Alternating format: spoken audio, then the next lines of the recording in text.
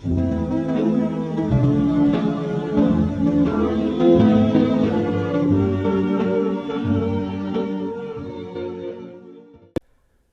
everyone to the Retro Horror Academy. My name is Daniel Richardson, and today we're going to be looking at the year in horror 1943.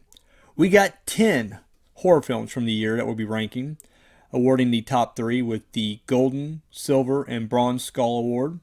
And we also have 3 inductees into Horror Hall of Fame. So if we're just kind of looking at the year 1943, what's going on in horror in general, Universal, they're making some plays over there. Of course, that's kind of the studio that kind of built horror, really, if you really want to think about it. And they're trying to, put new spin on things. They have their very first crossover film with Frankenstein meets the Wolfman, which is, kind of unheard of back then, crossing over series and everything. This will be a first, in the genre. And they also try to jumpstart a new horror series, Paul the Ape-Woman. We'll kind of touch on that, actually touch on both of them a little bit later. But let's get into the Horror Hall of Fame, shall we? Like I said, we got 3 inductees to put in there. We're going to start things off with the first inductee, Hilda Borgström. She's a Swedish actor, and of course you would know her from this show as we covered her in The Phantom Carriage. She was the main girl in that thing. You know what? Honestly, her horror resume is a little light, but she was so good in that movie that I'm sorry. She's in. I mean, she's just in. Do yourself a favor, watch The Phantom Carriage. Up next, we have Hans Stromberg. He was a German Jewish actor. He's known for the film Der Steiner Ritter. But on this channel, you would know him for his role in Destiny. Of course, he was really creepy in that movie. And again, another guy who, his horror credentials aren't not the most prolific, but I thought he did really good in that. I just feel like, he definitely deserves his spot in the pantheon of horror heavyweights. And finally, we have Roland West, an American director. This guy he kind of invented the style. He kind of, invented the prototype of the film noir, look. He was employing the, different shadows and that, kind of atmosphere years before film noir was even a thing. Unfortunately, he's going to be controversially known. He was linked to the death of the actress Thelma Todd back in 1935. Of course, you want to know more about that? Look at that. I'm going to focus on the positives. He's known for the film The Bat Whispers, but of course in the Retro Horror Academy, we covered his film The Monster. So there you have it. Hilda Borgström, Hans Sternberg, and Roland West. We have inducted all 3 of these Masters of Horror, or Mistresses of Horror, whatever you want to call them, into the Horror Hall of Fame. So congratulations, guys. Take your seats among the greats. All right, so let's get into it, shall we? Top 10 horror films of 1943. We're going to kick things off with number 10, Captive Wild Woman. So, a mad scientist, he's basically becomes, obsessed with doing these gland transplants, and basically in the end, he's wanting to basically take a chimp or an ape and or a gorilla. I don't know what the difference is. I did not pay attention in school. I'm an ignorant American. But he's taken this female gorilla and he's gonna transform her into a human woman. However, people start dying in the process, and you know how it goes. This film stars Evelyn Ankers, John Carradine, and see if I'm gonna get this right, Aquanetta. Of course, John Carradine will go on to become, a horror icon. Not just a horror icon, I guess. Well, yeah, let's be real. He's basically known for horror more than anything else. But, he does, a little bit of everything. Evelyn Ankers, you're going to be hearing her name a lot this year in 1943. But she's been featured quite a bit in previous films as well. Wolfman, off the top of my head, comes to mind. She did the last Frankenstein movie, too. What was that? Son of Frankenstein? So, yeah. And then Aquanetta was a model who decided to, give acting a shot. And, they brought her in here, and I don't know what her real name was, but she went by Aquanetta. This actually, I mentioned earlier, Paula the Ape-Woman. It was a series. I should call it a series. It was a trilogy, but I think they were probably hoping to make more out of it. Jungle Captive, or sorry, the Jungle. Easy me, Tom. I'm trying to race through this. Jungle Capture and the Jungle Captive were the sequels to this. However, they would change Paula's name to Sheila or Sheila. I think it's Sheila. Doesn't matter. So the fact that they kind of started off as Paula the Ape-Woman, that was like, they started off as that, like that's going to be her series, and then they changed her name anyways. But I don't know. When I read this thing, it came up as Paula the Ape-Woman series. So there you go. But yeah, so this was just first start of this trilogy. They meant to start production on this thing like 2 years prior, but they just did not settle down on an actual storyline. So that kind of held this thing back a little bit longer than they wanted to. When they finally did get written in, the Production Code Administration, they objected to a lot of things in this, but the main thing was in the film, they do this. They're supposed to do this full brain transplant, and they're going to put the ape woman's or the ape's gorilla's mind into the mind of the woman. But then I guess the question of well, does the soul transfer over, and other religious questions that they didn't want to deal with, and so they said no. But they did agree on a half brain transplant, because I guess in their mind the soul would stay or whatever. Again, it's ridiculous that these people were kind of blinded by religion, and that was kind of ruling their decisions on what they were doing here. It's a bit ridiculous. Sorry, I'm taking a drink. So anyways, a little bit more trivia on this movie. Ray Crash Corrigan, who I only know because I watched The Undersea Kingdom, and he did some other stuff, but he was like the main guy on that, did stunt work. And apparently he owned his own ape costume, and he played the ape in this film, or gorilla. I'm sorry, is there a difference? I'm sure there is. If there is, let me know. But anyways, he plays the gorilla, but he also played the ape in the film The Ape with Boris Karloff. And I thought that was kind of interesting little tidbit there. Director Edward, see if I get this name right, Dimitrick. He was on loan from RKO. I guess they were renting out their directors there, so he had to step up to the big time a little bit here and do this film. This thing came out with mediocre reviews, but they all kind of said the same thing. Like a lot of people kind of like this. I don't know. They kind of blew it off. But they all said that it was still entertaining nonetheless. So even though they kind of crapped on for certain things, they all did kind of agree that in the end it is entertaining. Me personally, I'm kind of in the middle as well. It's an interesting story, but it's something we've seen a trillion times right now. In the 40s, I'm getting sick. I mean, I'm kind of glad we got this voodoo revival, or sorry, voodoo and a zombie kind of thing coming on right now. We got that cycle going on because I'm so burnt out on Mad Scientist. It's just, I don't know, it's getting to me. And so this is just to me another Mad Science film. We've kind of already done the whole human transplant thing storyline already, and that last one, I'm blanking on its name right now, but we just covered it last month. With Carol Nashi, or J. Carol Nashi, Dr. Renault's Secret. That's right. Yeah, that movie it's the same thing, but with a guy instead of a girl. Watching John Carradine doing his thing was great. Evelyn Ankers was fantastic. Aquanetta, I don't know, I wasn't really feeling her vibe. I thought, what was it? Who was the girl who played the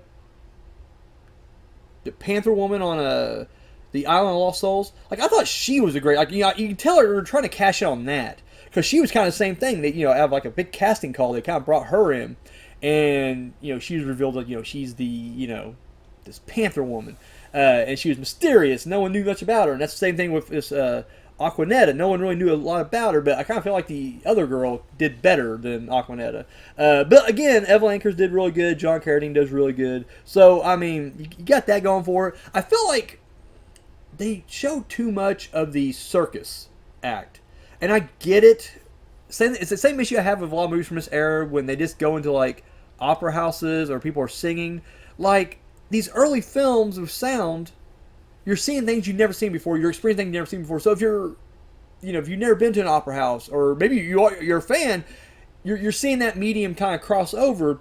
But for a guy in the 2000s watching this movie, I don't give a shit about listening to a girl sing. And the same thing with like this circus thing. I felt like it went on for way too long. And don't get me wrong, I mean, it's real. That's one thing I read, like, all those scenes, those were real lions and tigers, and they were mixing it up and shit. So yeah, that's it's impressive, but at the same time, it's like it doesn't make for interesting storytelling, a cinematic experience. So I don't know. I'm kind of shooting in the middle of this thing. IMDb gave this a 5.4. Rotten Tomatoes gave it a 40%, and yeah, I mean, I'm kind of going between there, I guess. I feel it's definitely on the lower end of things. It's in the half, but it's on the lower side of half. But I don't know. It is what it is. I'll give it that. It wasn't a boring watch. I wasn't bored with it, but at the same time, I feel like I'm with the critics of the time. Like, it's a very mediocre movie, but I was entertained by it. It had its moments. So anyways, but yeah, that was Captive Wild Woman. So now we're going to move on to number 9, which is Carnival of Sinners.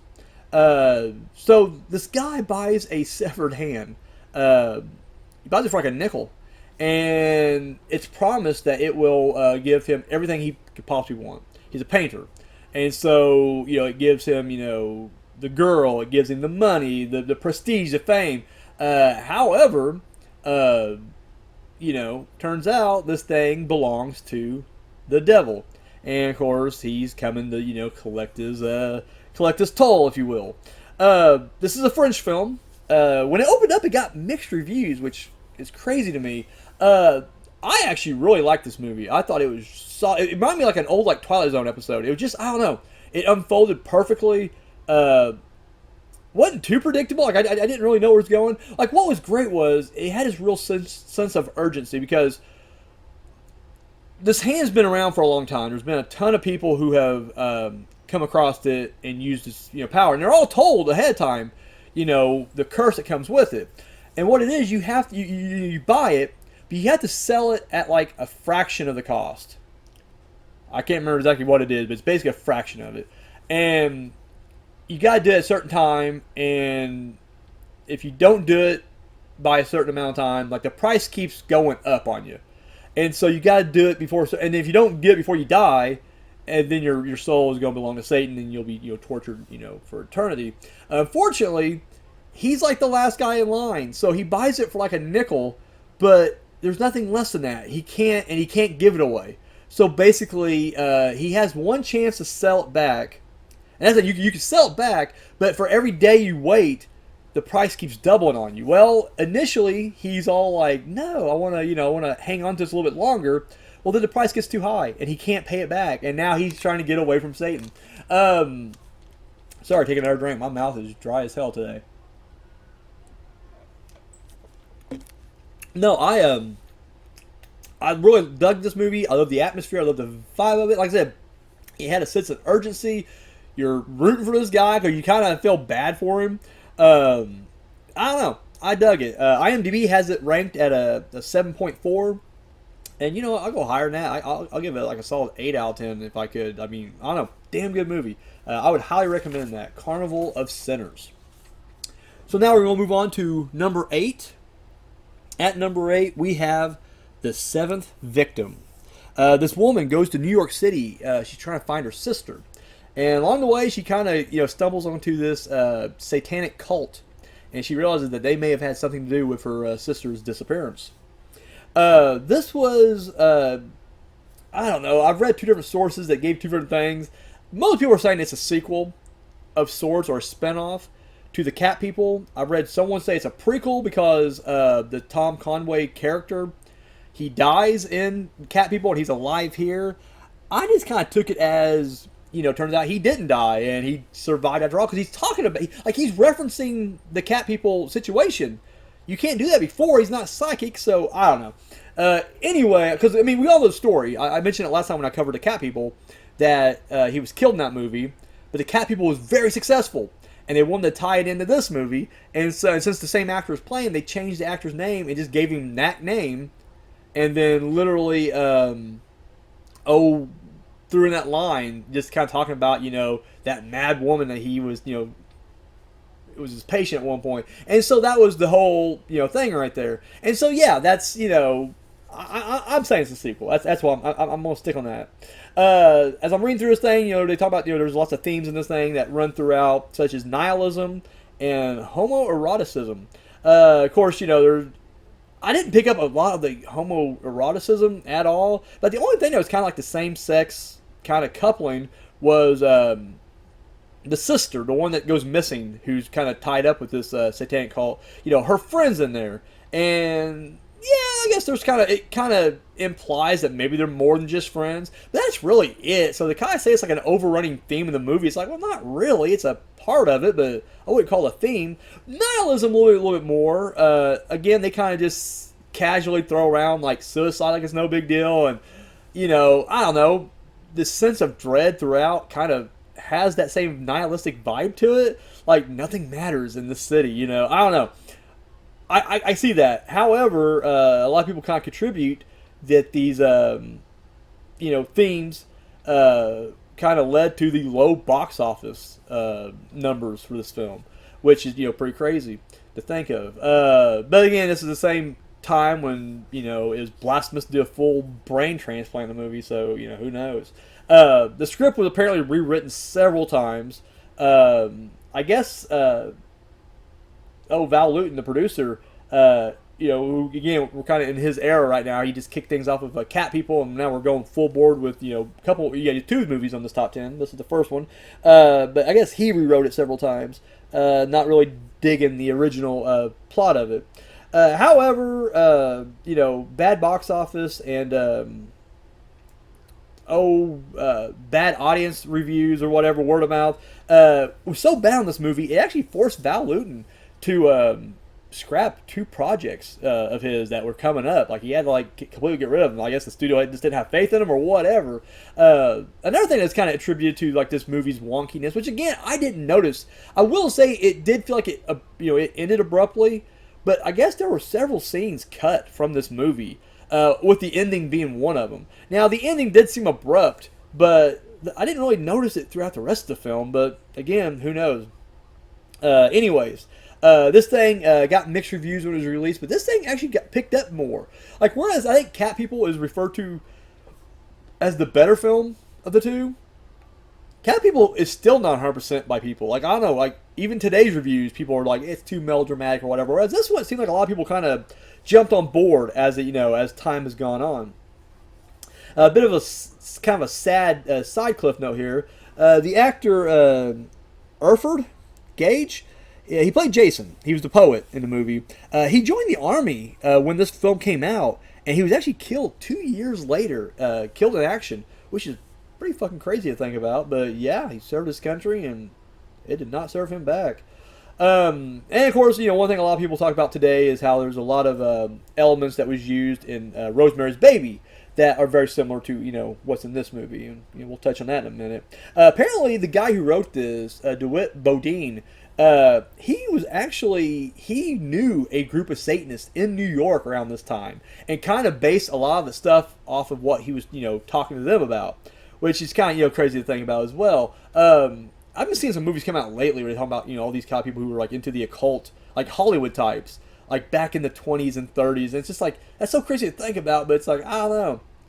I think I'd join up with them. I think I'd much rather join up with Satanists than I would an actual Christian or Scientology thing in Hollywood. So yeah, if Satanists are doing things, I'll jump on board with that. So what did I think about this movie? I rather liked it. I thought it was actually really solid, really good. I feel like, I don't know, it didn't feel as melodramatic as the Cat People.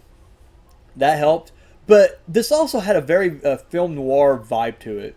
It had a good mystery to it. And I don't want to sound pretentious by saying this, because I don't really mean it as far as style goes. But when I'm watching this movie, it just kind of harkened back to me like Blue Velvet or Mulholland Drive. Just kind of, this lady shows up in New York and, she's already on a mystery. Where's her sister at? She's meeting tons of colorful people. And it's just, I don't know. I had that vibe. But again, the atmosphere is so bleak throughout. There's no happy moments here. And so I don't know, it just kind of adds to the movie, I thought. But yeah, this thing has a 6.7 on IMDb, but it has a 95% on Rotten Tomatoes. So, good on it. But yeah, that's The Seventh Victim. So we're gonna move right, along the line now with number 7, and that is The Return of the Vampire. Uh, Basically, during the London Blitzkrieg, during World War II, one of the bombs goes off and it unearths a coffin of a vampire. And of course, when a gravedigger kind of goes along, or he wasn't even a gravedigger, I don't think. I think they was just trying to clean up the place. But anyways, they see this body and they take the stake out, and of course, it reanimates the vampire. So this was, of course, this stars Bela Lugosi. This was kind of considered to be the unofficial sequel to Dracula, and it was actually intended to be a sequel by Columbia Pictures. However, Universal was like, nope, you do that, we will sue you.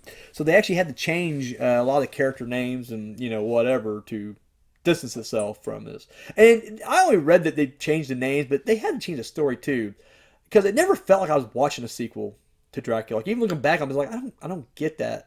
With the exception of Bela Lugosi as the Dracula, as the vampire, which is named not Dracula, obviously they had to change that. But no, I don't. I just feel like it was like I don't know. If this was take place like after the first Dracula movie, we wouldn't have that whole intro with the team that discovers Dracula first and puts a stake in his heart and puts him down and writes a book about vampires and everything. Like I don't know, it just feels like I don't know. It doesn't quite work for me. Doesn't quite sync up as a sequel. I mean, I'm not saying that they didn't. Obviously, they clearly enough people from the production crew even said yeah, this is supposed to be a sequel, but we almost got sued, so we couldn't do it. But I thought they changed way too much. This would be the last time that Bela Lugosi would receive top billing from a major production studio, which is kind of sad. Anyways, this was really kind of written off by critics early on, but as time has gone on, reviews have been a little bit more favorable for this thing. For me personally, I don't know. I couldn't get into it. I thought Bela Lugosi was better the first time around in Dracula. I felt like here his heart wasn't really in it. He didn't seem like he cared as much. Again, I guess I'm watching it knowing in the back of my head it's supposed to be a sequel, and it just doesn't line up as one, so I don't like it there. I thought it was kind of interesting that they almost kind of had their own monster mash here, crossover, if you will. Because, like, his assistants, like, even though they don't come out and say it, it's like, he's a werewolf. So we got like a werewolf and a vampire in the same movie here. And to my knowledge, I'm not sure which one came out first, this one or... well, no, I mean, I guess the next one would just be Frankenstein's Monster and Wolfman. So, yeah, to my knowledge, it's the first time we had a vampire and a werewolf in the same movie together. So, it has that going for it, I guess. But, I don't know.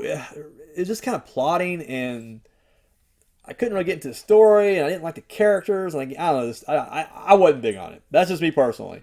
Again, I'm part of a committee here, so... we all vote, and this got upvoted on me. So, anyways, IMDb has it ranked at 6.2, and it has a 75% on Rotten Tomatoes. But yeah, it is what it is. So we're gonna move right along now to number 6, Revenge of the Zombies. So this guy, he hires a private investigator to go with him because it turns out his sister just died. And he goes to talk to his brother-in-law, who turns out to be this, he's a mad scientist. A mad scientist. And they're trying to investigate him. Turns out this mad scientist has been creating zombies. And he has created, he has like his own little army. His plan is to create like this massive army of zombies and then kind of sell them to the highest bidder. And of course, doesn't have to be America, I guess, because it seems like he's already kind of talking to the Germans or whatever. And so that's his plan. But he also, in part of the experiment, he has turned his wife, the guy's sister, into a zombie. However, she is showing some rebellion here. And, of course, as, he's trying to control her will, she's fighting against him, and even kind of tries to take control of the zombie army. So this thing, we had John Carradine earlier in Captive Wild Woman. He's back in this film. This is supposed to be a sequel / remake of King of the Zombies. Mantan Moreland is the only one that has come back from that other one. Uh, as the same character. I think someone else may have been in this too, but they played someone different. But he's the only one that comes back. But they don't explain like how he went from like job to job. And I know, and I went through the same issue when I did King of the Zombies. He's a manservant, so there's clearly no slavery or anything like that. But it's like you thought you would have talked about how like he changed employers or something, but they just kind of gloss over it. Anyways, apparently Bela Lugosi was supposed to play the main scientist, the John Carradine role, but for whatever reason it fell through. For me personally, I like this movie. It's not as good as King of the Zombies. However, it's still funny. I know the humor is dated. I know it's offensive. I know that Mantan Moreland is playing an over-the-top stereotype. But fuck you, that's funny. I'm sorry. I find it hilarious. I think that guy's a national treasure. I don't know how cinema history looks at Mantan Moreland. I know when his time comes, he's definitely going to the Horror Hall of Fame. I don't give a shit. Like that guy has earned it just for these two performances alone. I'm not even sure what else he's done in the horror genre, but he's in there for these alone. Like I said, I liked it. I dug the story. I like the idea that again it's a mystery. They're trying to figure out what's going on. And I mean we know, but it doesn't quite come out until as the movie goes on. But yeah, watching her his wife kind of break free of this zombie control and take the army and turn them against him. I don't know. I dug it. Like I said, it's not the best, but it's definitely good. It ranks at number 6. I would say it's a fair assessment. So, unfortunately though, IMDb does not have the same feeling I have. It's currently ranked at or rated at a 4.7. So it's like, yeesh. Not fans, I guess. Not fans. So we're gonna move right along now to number 5. Getting halfway through this list, and we're moving on to the Mad Ghoul. So this professor, and let's just call him Mad Scientist. That's what he is. He's been experimenting. He's been kind of tapping into this ancient Mayan stuff, and he's discovered this gas. And he starts using it on one of his students, turning him basically into the Mad Ghoul, if you will.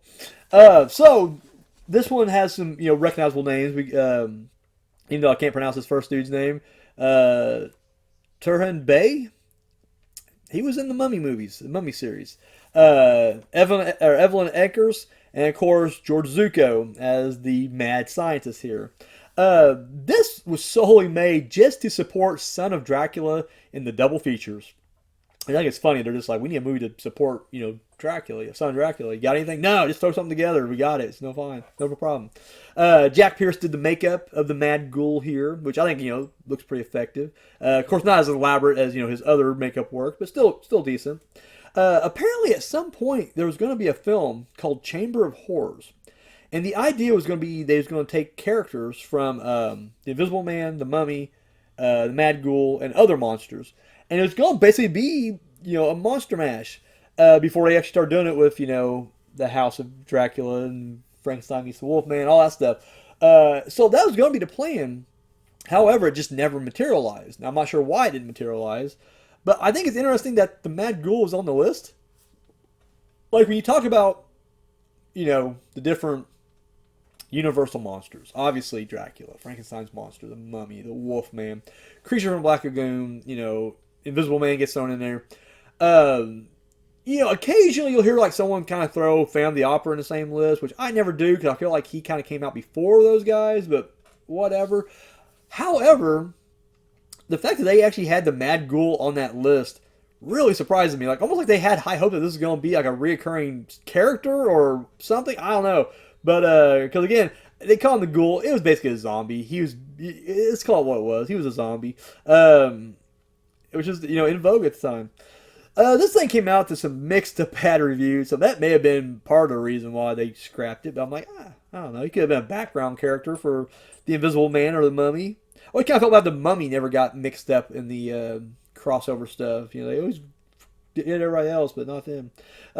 Anyways, this would be the last film for director James Hogan. He would die 8 days before the release of this film. Sorry to keep throwing sad news like that out there, but Kind of an interesting side note here. I read apparently there was pictures, production stills of this movie that they would send out to different theaters and whatever with like on title cards, but or lobby cards. Sorry. However, the pictures never matched the titles, so they'd be pictures of the Mad Ghoul, or the characters from the Mad Ghoul, or scenes from the Mad Ghoul, but then they'd be like sent out for like the Invisible Man or Son of Dracula, whatever. And it's just like, who fucked up at Universal? What the hell's going on there? Anyways, and this was to date to my knowledge the only Universal horror film that has dealt with zombies, which is crazy to me. I felt like that would have been big box office back then. Like I said, we're in a zombie cycle right now in the 40s, but this is the only one they dipped their toes on. Honestly, I was not huge on this. Again, it had good performances. I'm becoming a Evelyn Ankers fan. I'm becoming a George Zuko fan. But I don't know. This movie it was boring to me.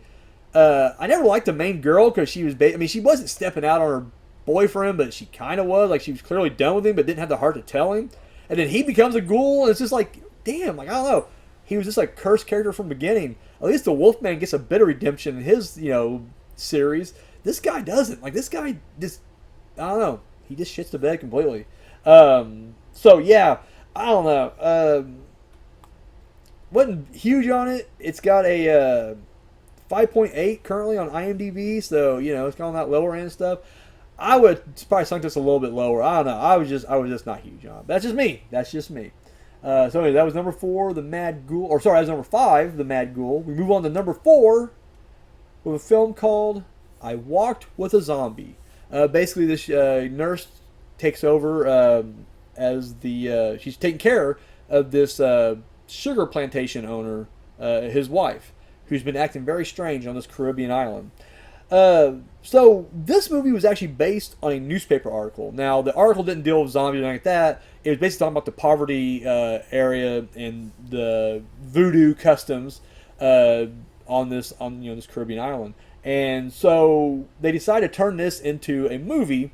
So Val Lewton decided, like, I'll take some elements of the novel Jane Eyre and kind of pepper throughout. And so that was kind of the basis here. This thing got really mixed reviews when it came out, which really kind of surprised me. But it's got really good reviews now. So in retrospect, people dug it a lot more.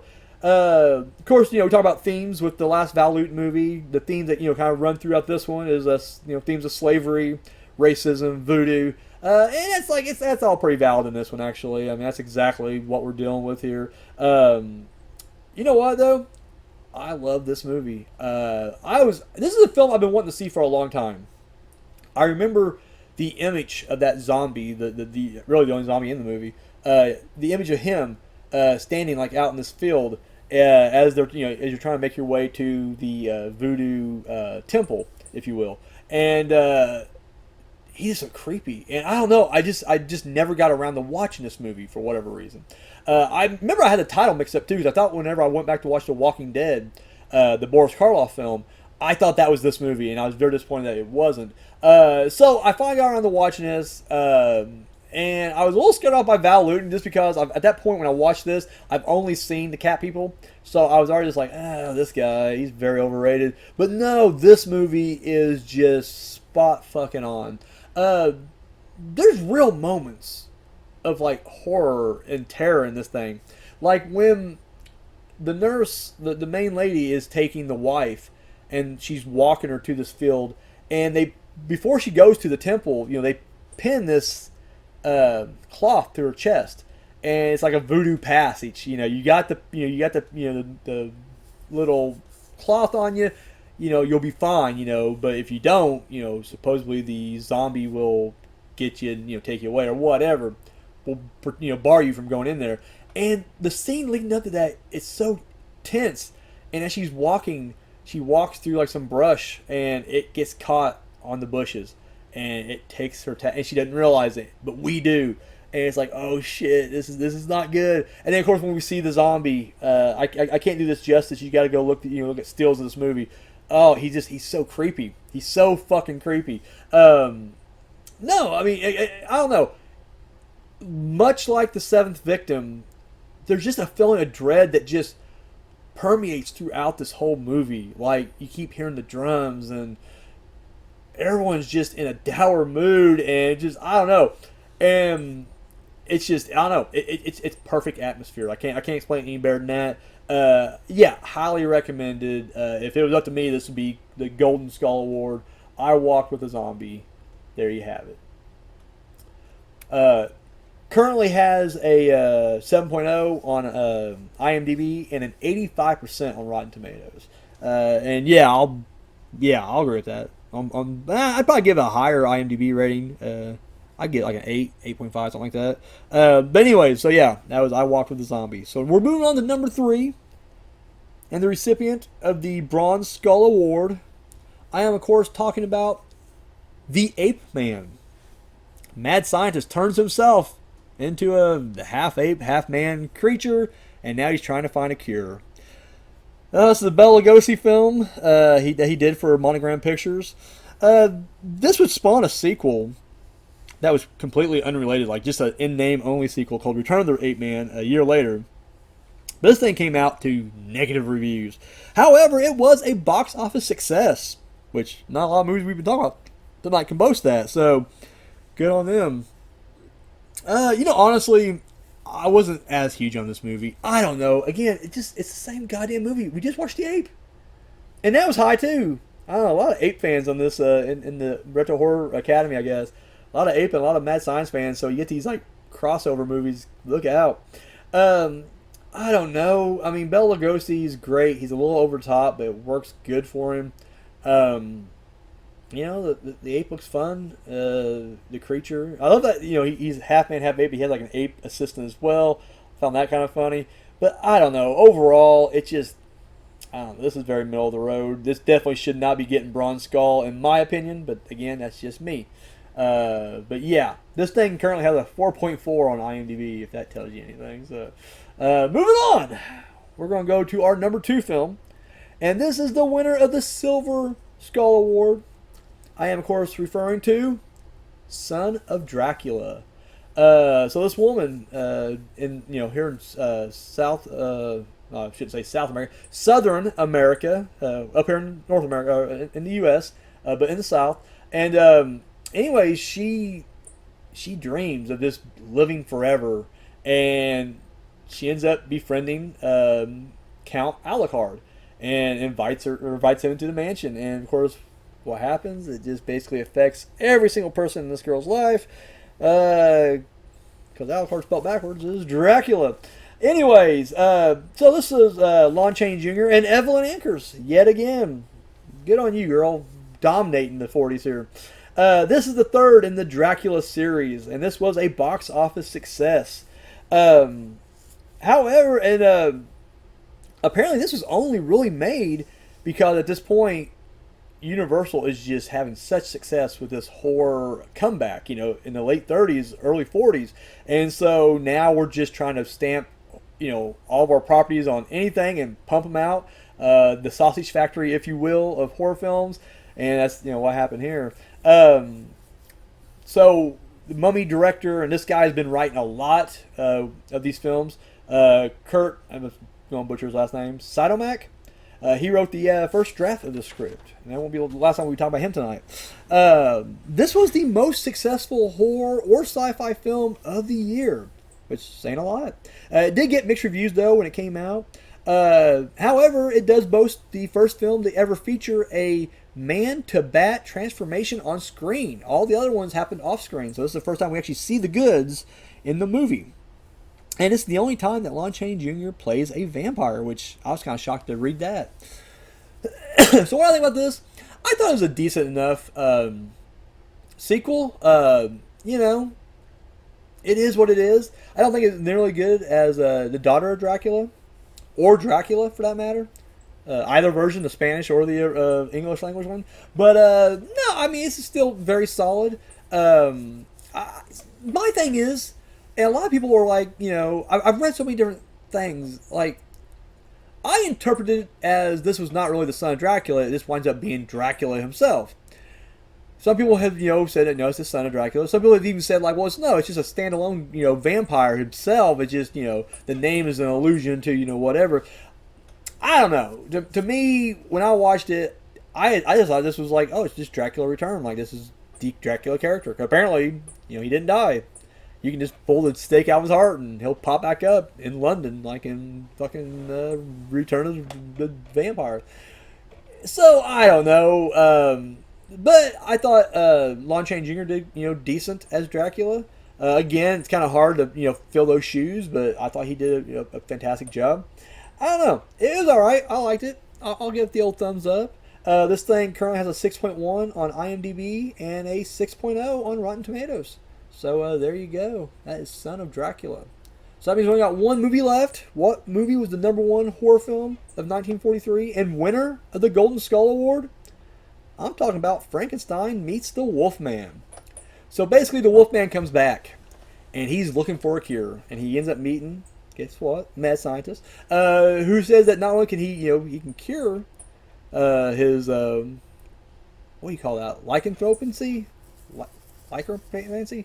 He can cure him from being a werewolf. But not only that, he has plans to basically bring back Frankenstein's monster, retool that old experiment right there. We get Lon Chaney Jr. and Bela Lugosi in this film. And this is I've been calling them Monster Mash movies, but apparently they were, the original title was called Monster Rallies, or that's how they were referred to by the fans. The first Monster Rally. However, I like Monster Mash better, so I'm going to keep saying that. So yeah, first Monster Mash movie. Originally, Lon Chaney Jr. was going to play both the monster and the Wolfman, but they just figured logistically it'd just be a nightmare, and they figured it'd be too daunting for him, so they decided to split the roles up or whatever. This would be the last feature in the series, the last film in the series to feature a member of the Frankenstein family. And I really couldn't remember. It's been a while since I've seen the other ones, so I really couldn't remember that. But if it says it's what it is, that's what it is. But yeah, of course, here we get like a great-granddaughter or whatever of Frankenstein, so that's what we're dealing with on this one. Kurt Sidomak, mentioned him in the last film. Apparently he only agreed to write the script just so he can go out and buy a car. I guess he needed a car, and like, you want to write? He's like, yeah, I'll do it, but need the car, so that's why I'm doing it. More sad news. This was Dwight Fry's last Universal film. He died several months after the release of this film. Very sad. Of course, we know him as he was the assistant. Well, first he was Renfield in Dracula, and then of course he was the original assistant in the first Frankenstein. In fact, he's been in all the Frankenstein movies, I believe, in like side roles after that. A different character each time. This thing was kind of plagued on the set. I can never pronounce her name. Maria Ospinskaya. She was the gypsy. She sprained her ankle. And then Bela Lugosi apparently passed out because he was so exhausted, and he had all this monster makeup on him. I guess he just just flat out collapsed, passed out on the set, and had to be taken to the hospital, and he was like taken off filming for a couple days or whatever. However, I did read that Eddie Parker and Gil Perkins, they were stuntmen for both the monsters in this movie, and apparently they claimed they were actually in a lot more of this than people knew. Like, everyone's crediting, Lugosi and Chaney for all this, but it turns out these two guys, I guess, are claiming anyways, that they did a lot of the actual on-screen stuff. Like, the close-ups were their guys, but, a lot of anything else basically was these two guys. It's been disputed from Chaney. I don't know if Lugosi was, disputed or not, but it's been disputed by Chaney and even some, his film historians, but who knows? Just something I read. Apparently, they plan on having, because, Frankenstein's monster, he had Igor's brain in his, or he had one, I think it may have been Igor, one of the, hunchback assistants who was psychotic and demented, had his brain, transplanted in the last film. And so they were going to have him talk in this one. And, of course, Lugosi, apparently, when he did it, everybody laughed. Like, all the people, like all the studio execs, laughed at his accent. And they just decided, fuck that, he's going. So they literally just cut all his dialogue out of the movie. And I guess there's like certain scenes in the movie where you see his mouth moving, but nothing's coming out. That's why. So they just basically was like, nope, you are now mute in this thing. It came out with poor reviews, but much like what was that last movie we talked about? The Ape-Man had bad reviews, but it was a success at the box office. As I mentioned in the very beginning, this was the first ever crossover film, which is pretty exciting. This would lead the way for other crossover films in history. King Kong versus Godzilla, and oh, for fuck's sake, Freddy versus Jason, the biggest one. Puppet Master versus Demonic Toys. We've had several of these little things, and so it's always fun to have those. And we always fancy book our own. There's been a lot on the fan-made circuit. I remember watching one that was Michael Myers versus Jason. Or Michael versus Jason. Thought that was really good. So yeah, this is the first one that did that. So good on them. With sorry. Apparently, with the recent horror revival, this film actually ended up grossing more than The Wolfman. And so this film has actually been credited with saving the studio from bankruptcy, which I thought was kind of crazy because I assumed the revival was already keeping it afloat, but apparently this is the one that kind of put it back over the edge and set it back into the black. So there's that. And this is the only film that the monster doesn't kill anybody. This is a little piece of trivia there. About this movie, I liked it. I agree with some of the critics. I was reading some reviews, and they were like, for Frankenstein meets the Wolfman, we don't get any monster action until the very last scene.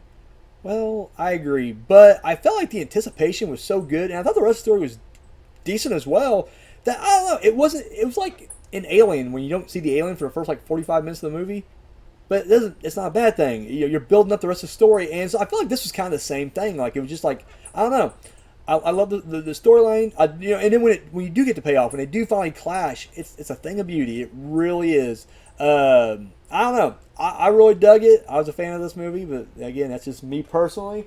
This thing got a 6.4 on IMDb, but only a 25% on Rotten Tomatoes. Ouch. So yeah, there you guys have it. That was the top 10 of 1943. So let's just do a quick rehash here. Hilda Borgstrom, Hans Sternberg, and Roland West were inducted into the Horror Hall of Fame. And then our top 10 was Captive Wild Woman, Carnival Sinners, The Seventh Victim, The Return of the Vampire, Revenge of the Zombies, The Mad Ghoul, I Walked with the Zombie, The Ape Man, winner of the Bronze Skull Award, Son of Dracula, winner of the Silver Skull Award, and finally, Frankenstein Meets the Wolfman, winner of the Golden Skull Award. So there you guys have it. That was 1943. So tune in next time as we jump to, you guessed it, 1944. So that is it. That has been The Year in Horror. My name is Daniel Richardson, and you're dismissed.